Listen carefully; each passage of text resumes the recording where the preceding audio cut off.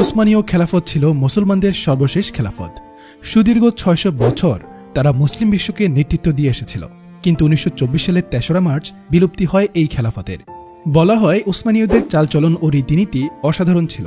আজকের এই ভিডিওতে আমরা জানব উসমানীয়দের কিছু অসাধারণ রীতিনীতি, তাই পুরো ভিডিওটি না টেনে দেখতে থাকুন।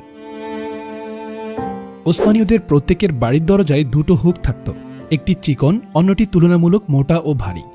কোনো মহিলা বেড়াতে এলে তিনি চিকন হুক দিয়ে দরজা টোকা দিতেন, আর তখন বাড়ির একজন মহিলা দরজা খুলত।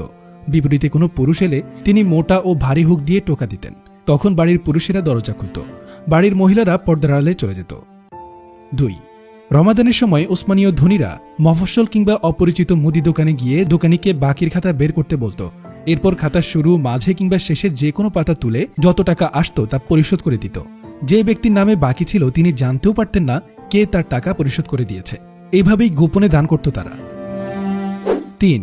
সিঁড়ি বেয়ে ওঠার সময় মহিলাদের পেছনে পুরুষরা থাকত, এতে মহিলাদের দেখা যেত না এবং কোনো দুর্ঘটনা ঘটলে পুরুষ ব্যক্তি মহিলাকে ধরে ফেলতে পারতেন।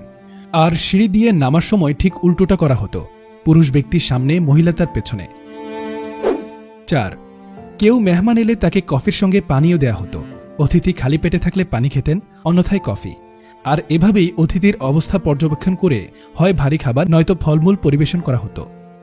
৫. রাস্তায় চলার সময় বয়স্কদের সামনে ছোটরা হাঁটা সম্পূর্ণ নিষেধ ছিল। ৬. উসমানীয় আমলে রমাদানের সময় মানুষজন